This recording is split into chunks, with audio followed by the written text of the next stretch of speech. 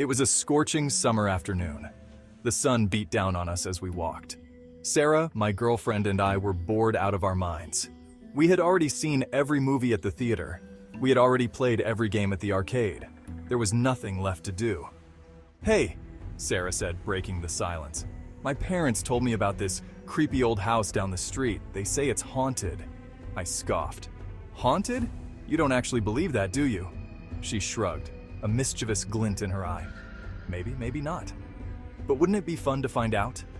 And that's how I found myself standing on the overgrown lawn of a dilapidated Victorian mansion. The front door creaked open with a groan, like it was warning us not to come in. The sound echoed through the empty halls, a haunting reminder of the life that once filled this place. The air inside was thick with dust and the smell of mildew. It was as if the house itself was exhaling years of neglect and abandonment. It felt heavy, like a weight on our chests. Each breath we took seemed to draw in more of the house's sorrowful past. We stepped cautiously into the foyer, our sneakers crunching on broken glass. The sound was jarring in the otherwise silent space, a stark contrast to the stillness around us. Cobwebs hung from every corner, and dust covered every surface. It was clear that no one had set foot in here for a very long time. A thick layer of grime coated the once grand staircase. The banister, once polished and gleaming, was now dull and sticky to the touch. The air was still and silent, except for the sound of our own breathing. It was as if the house was holding its breath, waiting for something to happen. It was like stepping into a tomb. The silence was oppressive, wrapping around us like a shroud. "This is creepy," I whispered, my voice echoing in the stillness. The echo seemed to linger, as if the house was absorbing my words. Sarah nodded, her eyes wide with a mixture of fear and excitement. She had always been drawn to places like this, where the past seemed to cling to every surface. She was clinging to my arm, her grip tightening with every step we took. Her fear was palpable, but so was her curiosity. We moved deeper into the house, each room more decrepit than the last. The floors creaked under our weight, and the walls seemed to close in around us.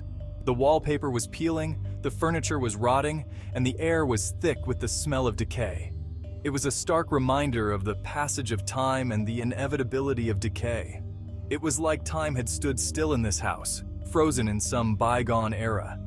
Every room told a story, every piece of furniture a relic of a life long gone. The house was a museum of memories, each one more haunting than the last. We wandered into a room that looked like it had once been a study. The air was thick with dust, and the faint smell of old paper and wood filled our nostrils. A massive oak desk sat in the center of the room, its surface covered in dust and cobwebs. It was as if time had stood still here, preserving the last moments of activity in a shroud of neglect. Bookshelves lined the walls, their shelves sagging under the weight of leather-bound volumes. Each book seemed to tell a story of its own, forgotten and left to decay. On the wall above the fireplace, I noticed a row of dusty trophies. They stood as silent witnesses to past glories, now overshadowed by the passage of time. They were tarnished with age, but I could still make out the engravings. Each trophy bore a name and a date, marking achievements that were once celebrated.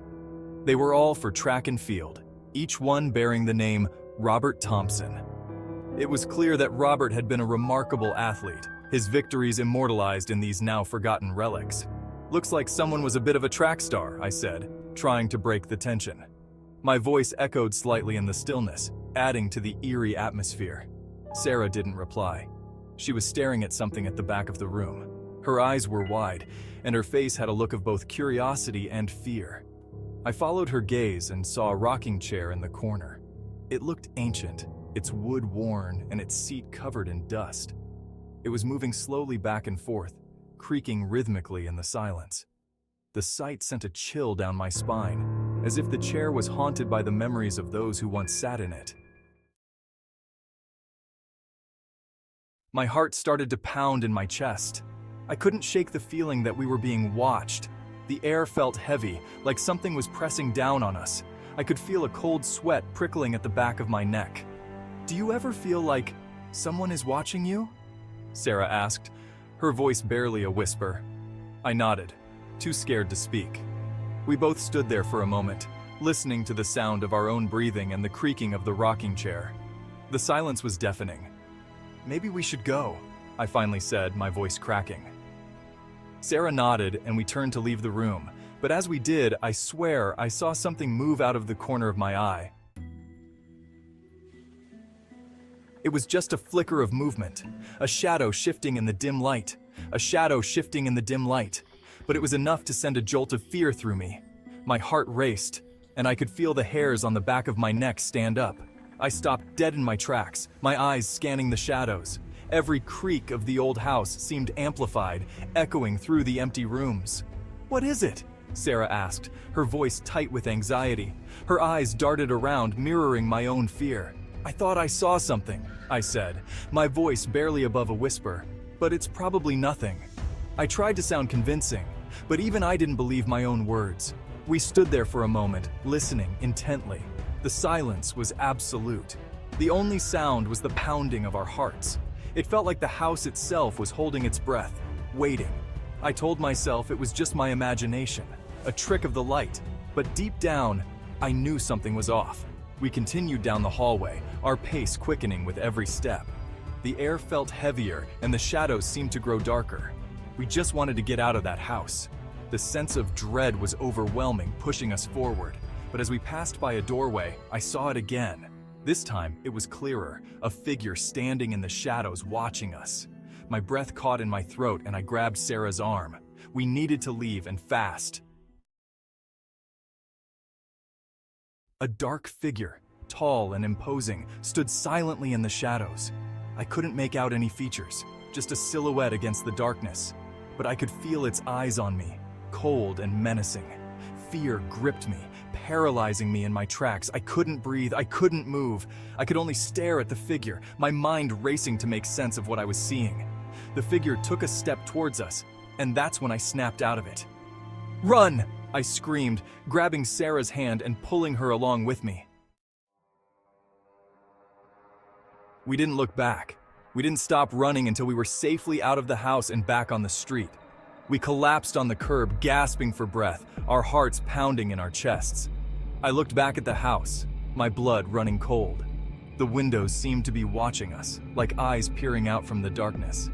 It was as if the house itself was alive, a malevolent presence that we had disturbed. "Did you see that?" Sarah asked, her voice trembling. I nodded, too shaken to speak. We had definitely seen something in that house, something that we couldn't explain. We walked home in silence, each lost in our own thoughts. I couldn't shake the image of that dark figure from my mind. Who was it? What did it want? And why were we so terrified? As the sun began to set, casting long shadows across the street, I couldn't help but feel like we were being watched. Every creak, every rustle of leaves sent a shiver down my spine. I had never been so grateful to reach the safety of my own home. That night, I lay awake in bed, staring up at the ceiling. My mind was racing, replaying the events of the day over and over again.